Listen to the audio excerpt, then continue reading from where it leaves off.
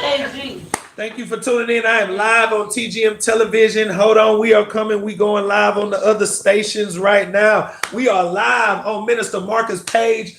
Are we live on YouTube? We not live yet, but thank you for tuning in. Thank you guys for tuning in. It is Wednesday night, and I am Minister Marcus Stewart, and welcome to Maximize Your Life. What we do here is I highlight biblical principles that you can apply to your everyday life to help you better position yourself with God. I'm here to help guide you through the wilderness of your life with Bible principles. All right. I don't believe that the Bible is just a book. I believe that the Bible is sent here to help us to navigate through our lives. All right. Life does not come with instructions. But I believe that the Bible is a guide. Amen. All right. So tonight we are going to an unfamiliar passage. And if you know me, you know I love unfamiliar places in the Bible. We're going to the book, the minor prophet of Haggai, Haggai. Haggai. All right. And what I want to do, if you tuned in last week, for you guys that were here last week, if you wasn't, shame on you. No, I'm just playing. I'm just playing, guys. I'm just playing. I'm marrying, connecting the lesson to this week's lesson. We were in Ezra last week, and if you do your study, this is what we do in Bible study. We connect the Bible so that we can understand it. Now, all the lessons are not going to be in succession like this, but this is one of those that definitely is. It's okay. It's okay. All right. So we're going to Haggai chapter 2. Okay. And we're going to connect this to last week. Thank you for tuning in. I see you. Thank you for tuning in. It's great to see you. All right. Haggai chapter 2. I'm going to begin at verse number 2. And I'm going to read through verse number 5. Okay. I have the King James Version.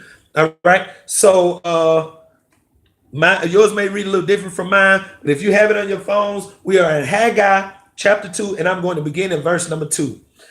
And this is the word of the Lord from the prophet Haggai, saying, "Speak now to Zerubbabel, the son of Shealtiel, governor of Judah, and to Joshua, the son of Josedek, the high priest, and to the residue of the people, saying, who is left among you that saw this house?" This is he talking about the temple of God in her first glory. "And how do you see it now? Is it not in your eyes in comparison of it as nothing?" In other words, he's saying what you see now and what it was before, right now, it looks like nothing, right? Okay.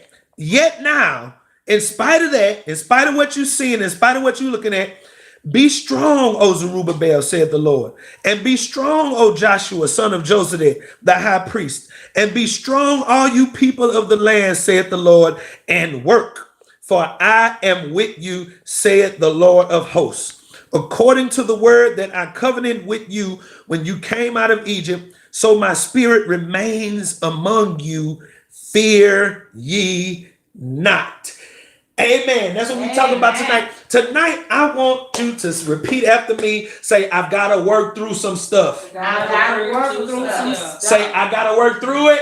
I got to work through it. I've got to work through it. All right. I'm going to pray very briefly. God, I pray now that for everyone who would tune in, I pray, God, that for those who are here, pray, God, that everybody under the sound of my voice would receive a word from you tonight. I pray, God, that you would speak, God, speak through me. I have done this plenty of times, but I need you tonight like it was my first time. Amen. We need a word from you, God.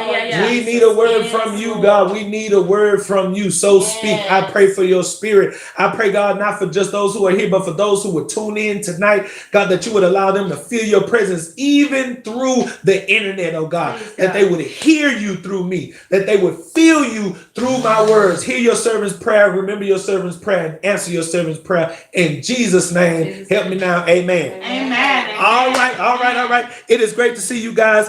I am going to start where I kind of started from last week, and that is Israel coming out of captivity. Yes. If you remember from the lesson last week, Israel came out of captivity and they are building the foundation to the temple of God in Jerusalem. I don't know if you guys remember that from last week, but they are coming from captivity. They have built the altar. They have laid the foundation. They are getting ready to build the temple. And last week's lesson where we concluded at the enemies of the surrounding nations, which is where we started at, the enemies of the surrounding nations, right? They have come and they have started coming with opposition. As soon as the foundation is laid, as soon as they're getting ready, they done built the altar, they got the foundation laid, they ready now to build up the wall. Immediately they are met with opposition. And I am going to start right here. For those of you who have been praying for a new season, who have been asking God, God, I want more. God, I want you to do bigger stuff in my life. God, I'm ready to go to that next level. I want you to know that every new season is going to bring new challenges. I want you to say that to me. Say, a new season, brings new challenges. Last week we discussed that a new season you have to have a new mindset going into your new season. You have to have new habits going, new behavior. A lot of people pray for the new season and shout on the new season, but they don't shout that they got to have a different mind going into a different place in their life. And I want to start this week tonight with helping us to understand that if you are going to go into your new season, you got to be ready for new challenges. If you've been praying for a new job, a better job, be ready for bigger responsibilities. If you've been praying for more money, be ready. I want us to understand, I want us to get out of the point of asking for stuff without considering what we are going to have to face in order to get what we have asked for.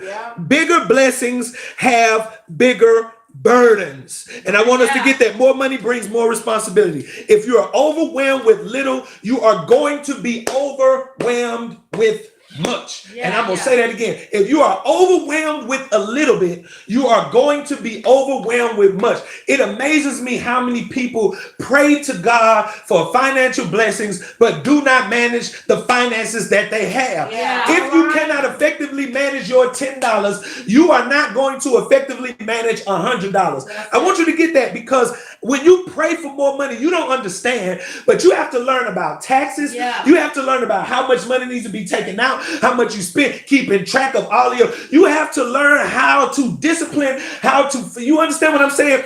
Many times we pray for stuff that we think that we're ready for, but we really discover that we are not. I used to want to be grown so bad, get out of my mama's house so bad, only to get out of my mama's house and discover what I thought I wanted was not what I thought I wanted. And I want us to understand that a new season is going to bring new challenges. And this is why God moves us through steps and he moves us through stages, right? We want to jump from step A to step D, E, and F, but we want to step over steps B, C. Come on. We want to step over B, C, D, and E, but the understanding is that God moves you in steps and stages because there are certain things that you have to learn on certain levels. And if you try to rush the process, you'll destroy the prize. I'm going to say that again. If you try to rush the process, you will destroy your prize. And so it becomes for us to learn and grow where we are instead of trying to rush where we think we need to go. And this changed my prayer life this week, because I have been praying to God for some things. And I know some of you have been probably praying to God for some things. And here's the understanding that God said to me. He said, Marcus, if you are overwhelmed in the life that you have right now, you thinking more is going to make that easier, but it's really not. If you think you want more, show me that you can handle what you have. And here's my word to us tonight. Here's Israel. They're coming out of captivity. They have been praying, God, free us, God, release us, God, bring us out. And God has brought them out, but they're not ready for the surrounding enemy nations. What are you praying for that you think that you're ready for that you may not be ready for. Yeah. And so I want to start with that tonight. Their enemies had come to them, and I want us to get this. Their enemies had come to them. Check this, how crazy this is. The enemies came to them wanting to help them build the temple of God. Yeah. How, if you are my enemy, how are you going to help me do something for me? And here's what I love about the story. Here's what I love about the story. Here's what I love is that the children of Israel told them no. Say it. They told them no. They told him no. They told them no. I want to point out tonight that just because you are a Christian and you love God, it is not a sin to say no. All right. It is not a sin. We have got to be comfortable with saying no to things and saying no to people that are not going to help us be productive. Yeah. All right. Meekness is not weakness. Meekness is not weakness. We are not called to be naive just because we love God. He says, be wise as serpents, but harmless as doves. I believe one of the things that us as Christians, we do get wrong a lot of the time is that we feel like because we are Christians, we are supposed to say yes to everything. Yeah. We are supposed to allow people to do us just any kind of way. I am here to tell you watching tonight that is not your calling. Christianity does not make me a yes man, but what that helps me to do is that helps me to decipher where I'm trying to go with my life. And guess what? If there are some people like the enemies that come up in my life trying to get a piece of what I got, I've got to be the switch to let you in or let you out. So I got to say, you know what? This is not going to be a help, but it's going to be a hindrance to where I'm trying to go. So I've got to say no. It's going to be a hindrance to where I got to go, so I got to say no.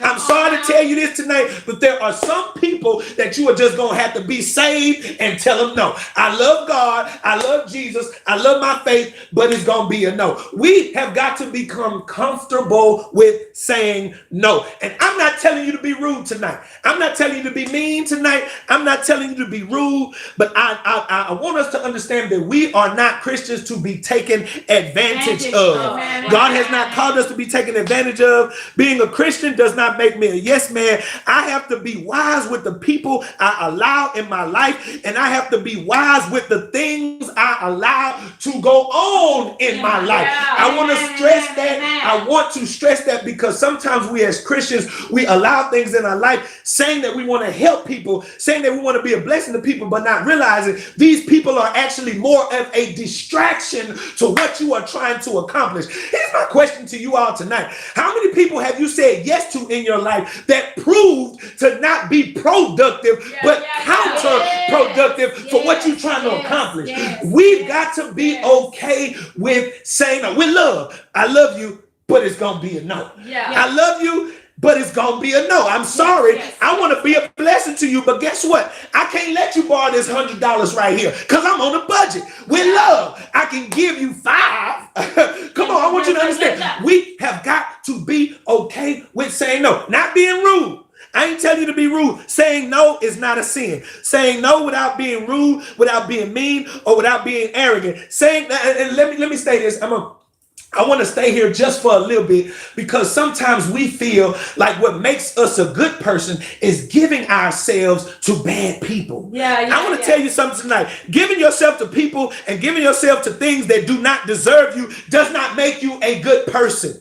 Just because you decide that you want to love somebody that don't deserve your love, that does not make you a good person. But guess what? Saying no does not make you a bad person. That's right. You have got to be the access point and switch for your own life. I'm going to say that again. You have got to be the access point and switch for your own life. People are going to treat you the way you allow them to treat you, whether you're a Christian or not. People are going to talk to you the way you allow them to talk to you, whether you're a Christian or not. And us as Christians have to understand that we have a boundary to set. I am trying to get somewhere, so I don't have time to do with you what it is you want to do with me tonight. Why? It's not because I want to be mean. It's not because I want to be rude. It's because I have something that I'm trying to accomplish. The enemies came and said, hey, let me help you. No, I can't do it.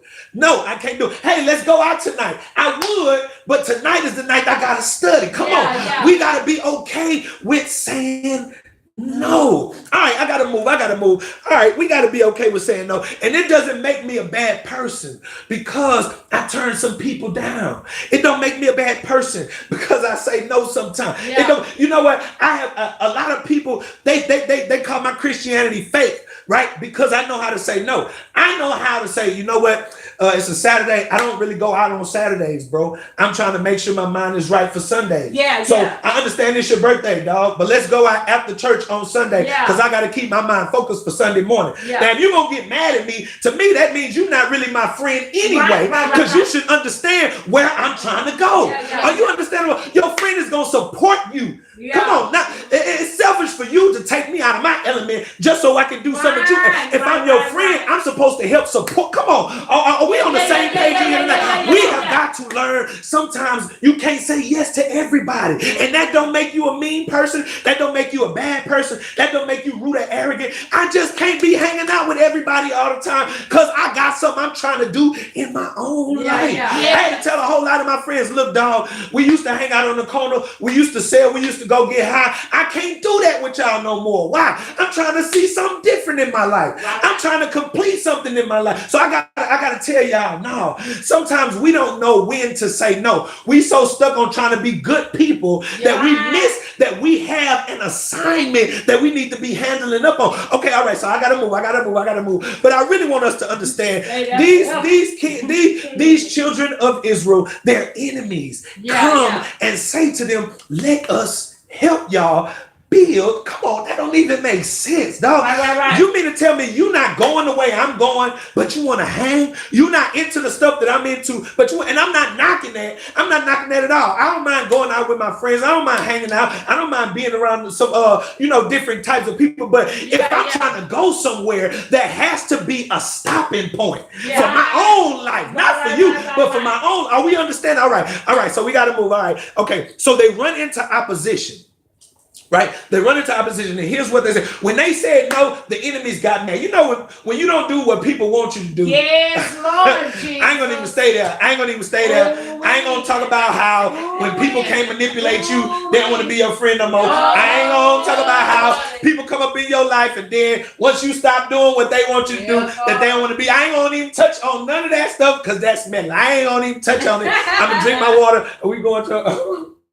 Got somebody passing, y'all. All right. So they told him no. They got mad. And here's what the text says, that the enemy started to work to frustrate. Frustrate their hands. Frustrate their hands. Have you ever tried to accomplish something? I've been trying to do something. And it seems like every time you try to make a step or you make a progress in the right direction, something comes to frustrate your progress. Have y'all ever been there? Something comes, you trying to save money. You get to $500 in the bank, and then something happened with the car where you got come on. You mean I can't get to the 800? Come on, give me 800 in the bank. And something always happened to frustrate frustrate them hands. I remember, man, I can tell you so many times that my hands got frustrated, that enemies were working. Look, and here's the thing, not to stop them, but to frustrate them. Let me tell you something about this devil, this enemy that we fight. Sometimes the devil's job is not to stop you. It's just to it's just to distract your mind so you ain't thinking about what you should be thinking about. So you ain't focused on what you should be focused on. So you're not doing diligent where you're supposed to be doing diligent. Sometimes the devil's assignment is not to stop you, it's not to kill you, it's just to destroy you by taking away precious time. How many of us, our hands, our progress is getting frustrated by the enemy, frustrated by things we shouldn't even be paying attention to, right? But because it can get your attention, now he can take you off course for about 3 seconds. I had to learn this. One of the reasons, and I'm gonna be transparent with y'all tonight. If you know anything about Marcus like women, I love them. I love women. But I had to discover that the enemy was using women to keep my mind distracted. I want you to get it. What is the devil using to keep you? It may not be mine.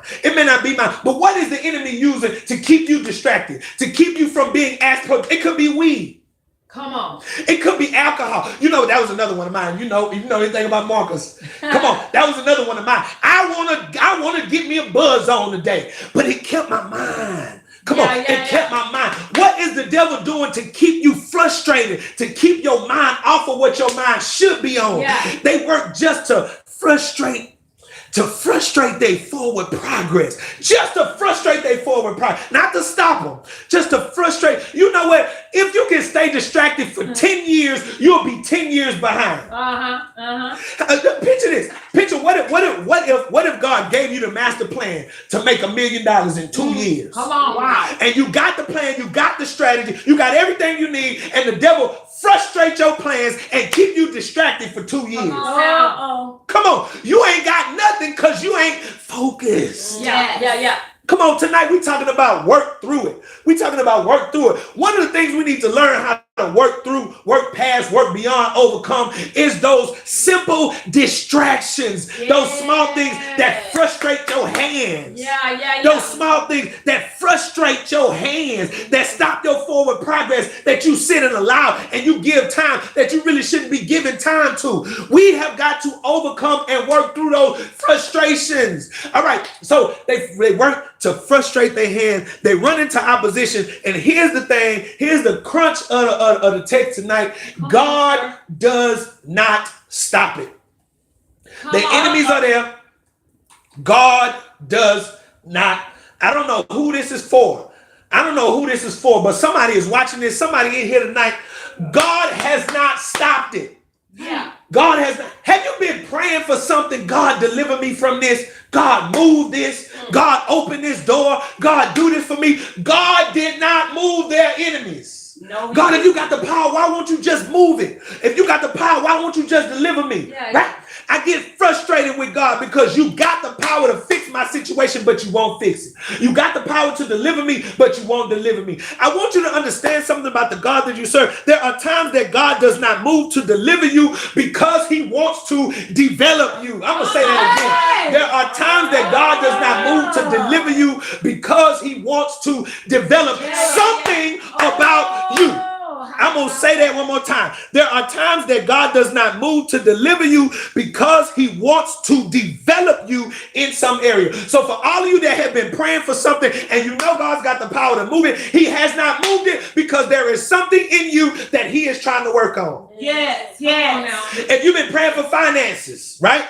And God has not moved that financial pressure, it's because he wants to develop your spending habits. He wants to develop your budget habits, your money management habits. Come on, I want us to understand that if God has not moved to deliver you, it's because he wants to develop you in some area, in some way. It could be your behavior. It could be in your diet. Some of us, I ain't gonna even touch the diet, man. I ain't gonna even touch it. It could be in controlling your temper. Maybe God have you in what you in to teach you some patience. Yeah. Maybe God got you in what you in to help you discipline yourself on how you handle situations, on making you more mature when you deal with situations. If he has not moved to deliver you, it's because he's trying to develop you. I had to learn so long. I prayed, and it sounds so much like the prayer that Paul prayed. I had a thorn in my flesh and I begged God to deliver me for, and he said, my grace is sufficient. What if the answer to your prayer tonight is, I'm not going to bless you with $1 million. My grace is sufficient. Yeah. Come on now. I'm not going to bless you with a new car. My grace is sufficient. I'm not going to give you no new man. My grace is sufficient. I'm not giving you nothing. My grace. What if he was to respond to us like, that's a hard answer for me. I'm sorry. Like, God, hold on, wait a minute.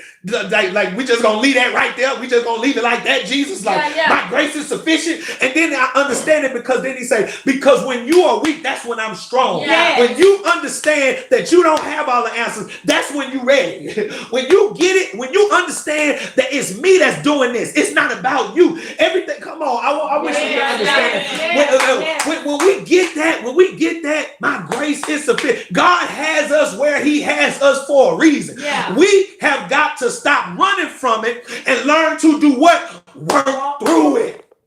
That's it. Come on, we gotta learn. Here God was developing their faith in him. And I'm at 23 minutes and I'm gonna try to keep it going.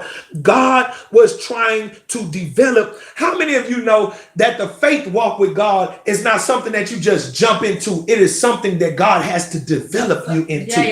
You don't just immediately jump from walking by sight to walking by faith, but God has to take you in step. Remember what I said at the beginning, that God has to take you in steps. He has to take you in stages. He moves you from faith to faith. From glory to glory. He moves you in steps. He moves you in stages. I want you to understand how God works. What he does is he does with the children of Israel. He does with the children of Israel. He brings them out. God will purposely put you in a situation to show you that he can be trusted, because we have to learn to live by faith. We have to learn to live by faith. He takes the children of Israel from Egypt, does not send them the shortcut way, but sends them the long way and runs them right smack into the Red Sea. And I want you to consider now what God is doing. He runs them to the Red Sea.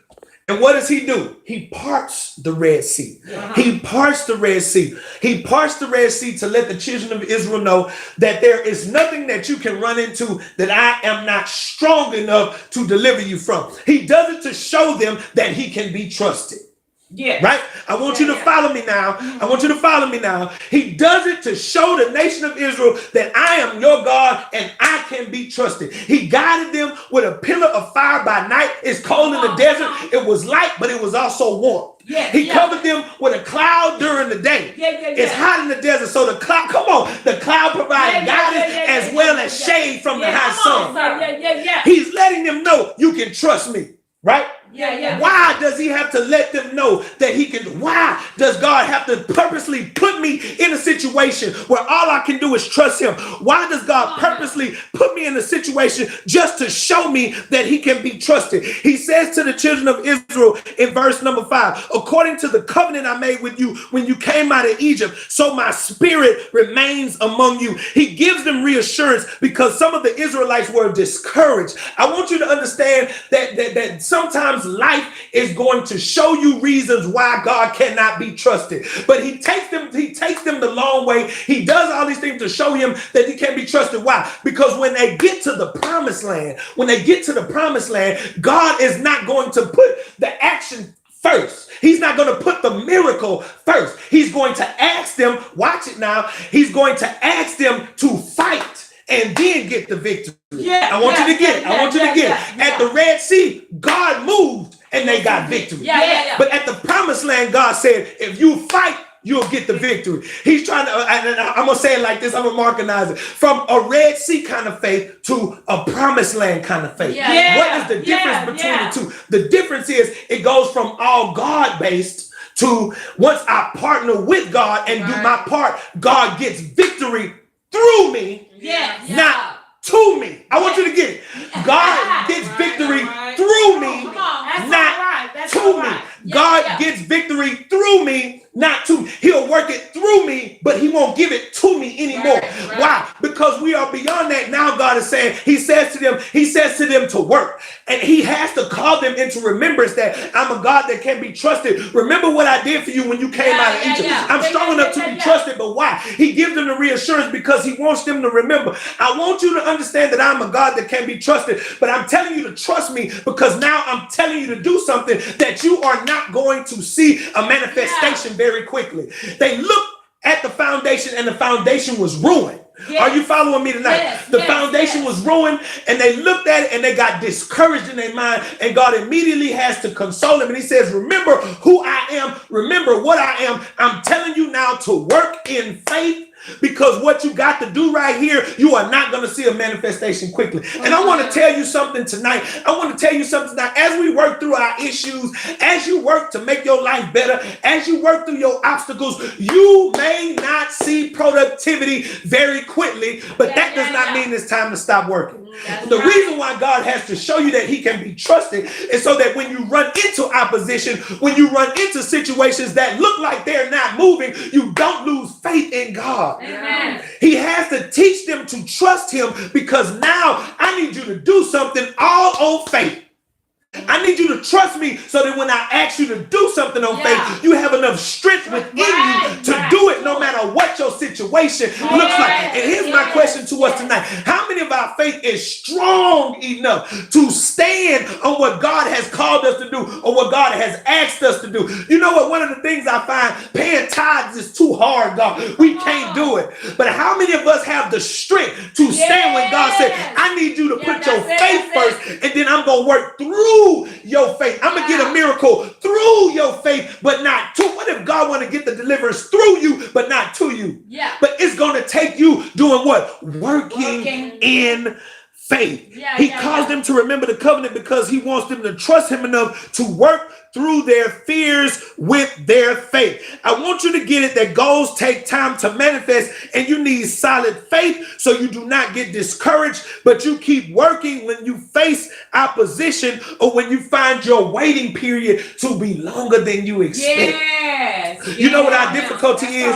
It's the same difficulty that they were dealing with in Haggai. They had got discouraged because it looked like it was too bad for them to rebuild. They had got discouraged because their enemies was frustrated in their hand. They had got discouraged, and God has to send Haggai to remind them, listen, God is still here among. You know what's the most difficult? I didn't understand why God promising me a presence. Really? I took it for granted. A presence. A presence that I can't see, a presence that I can't sometimes feel, but you're not telling me you're gonna wipe the enemies out. You saying, work, my spirit is among you. This supposed to come for me. Supposed to come. I didn't get it. I didn't get it until I read the story of Joseph. And here's what I love about the story of Joseph. The story of Joseph does not say that Joseph prayed at all.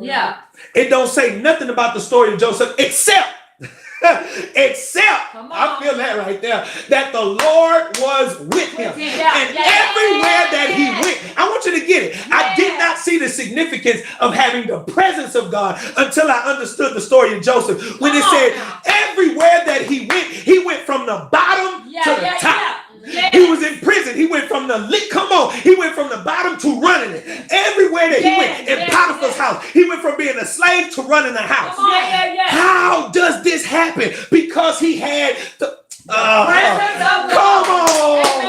See, I didn't appreciate the presence until I understood that the presence of God works behind the scenes on my behalf. This is how you get favor at work. This is how the door opens for you, and it don't open for other people because you have the presence of God. It ain't your mindset. It ain't your strength. It ain't your know-how. It ain't your charisma. It ain't the way you look, the way you dress. It's because you got the presence of God. And when he said that, it made sense to me. Now, God, I see you working now. I understand now. Your presence makes the difference. He says, keep working. My spirit is among you. You don't see it, but all of a sudden the door opens for you. You don't see it, but all of a sudden the way is made for you. You don't see it, but God starts doing something, and you're like, where in the world did this promotion come from? Where in the world did this raise come from? Where in the world did this opportunity come from? It's because God is working on your behalf. Come on, I want us to understand that.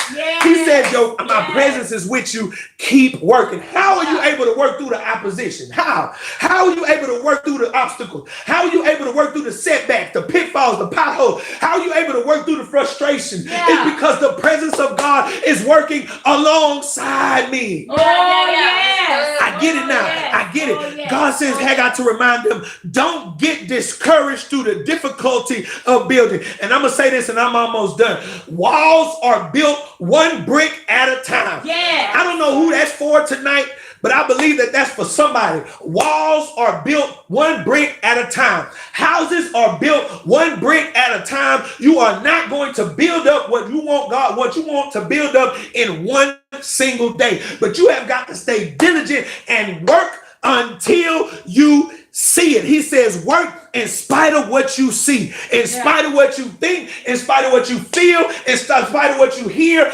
Keep working. Walls are built one brick at a time. And for those of you that are watching tonight, for those of you that are here tonight that are trying to build something in your life, don't get discouraged because the wall ain't up yet. Don't be discouraged because it's not all together yet. You keep stacking those bricks one at a time, and over time you will start seeing the manifestation of the power of God. We have got to get back to the kind of faith, not the rabbit kind of faith, but the turtle kind of faith. Yeah. The turtle kind of faith. You outran me at the beginning. You went up there and fell asleep, but you didn't count on the fact that I was still coming. You didn't count on the fact that I was still coming. Everybody looking at what you're trying to do and looking at what you're trying to come and say, but he ain't doing nothing. He ain't making no noise over there. I'm not making no noise, but you just wait. You just wait. Because once my wall is built, and guess what? Here's the thing about the wall. If you take your time and lay each brick, and I heard Will Smith say, if you take your time and lay each brick perfectly, by the time the wall is built, it's going to take something to knock that wall down. And I want you to understand that healthy growth is better than just all over the place growth. And I want us to get that. I want us to get that. Don't get discouraged during the difficulty of building, because God uses the most difficult times to produce the most beautiful blessings. And I'm glad I got some women in here, because I'm sure you can testify. As long as you had the baby in your stomach and you was having pains, oh God, I can't walk, I can't talk. Y'all know I got some kids. I got some kids. And every one of those situations, the mama was hurting and in pain and oh my God, so much pain. It's time to push. The contractions are coming, and it is just the most excruciating type of pain you will ever feel in your life. I didn't feel the pain, but I felt grab my hand while the contraction was coming, and I had to wonder, Lord, where in the world? But here's the thing I want you to catch about that. Here's the thing I want you to catch. And I've been through the experience a few times. I ain't gonna tell all my business, but I've been through the experience a few times, and each and every time during the contractions, the response is one way. It is pain. It is gruesome. It is sweat. The hair is not combed. Everything is all over the place. They can't barely walk. They can't barely talk. The feet are swollen. The body is destroyed. It is painful. But then, come on. Here's what every single experience, I'm not talking about something, in every single experience, when the baby got there, there was no remembrance of the pain at all. Here's my word for us tonight when we talk about work through it. Work through it. The difficulty is for a season. But the harvest lasts a lifetime. Come on, boy. So listen, I hope that blessed you tonight. I hope that blessed you guys tonight. I hope that blessed you guys tonight. Man, thank God for his word. Thank my TGM Bible study crew for being with me again tonight. Man, it is so great to see you guys. Listen, don't forget to go to our website. And I'm not going to tell you all the other stuff we do on social media, but if you go to our website will link you to everything that we are. We are everywhere. Twitter, Facebook, Instagram, but you can locate all of that on our website. The website is thegodmovement.com. Thegodmovement.com. www.thegodmovement.com. All right? So please go check it out. I hope this bless you. I'm looking forward to seeing all of you guys. Man, that's great. I see some newcomers. Hey, how y'all doing? Amen. I'm looking forward to seeing all you guys next Wednesday night at 8:30. Put your earbuds in if you didn't get all of it tonight, and listen to it. It's going up live right now on our YouTube channel, TGM Television. You guys be blessed. You guys be blessed. And thank you guys once again for maximizing your life. All right, we'll see you guys next time. We are going offline. Amen. Boom. Amen. Boom.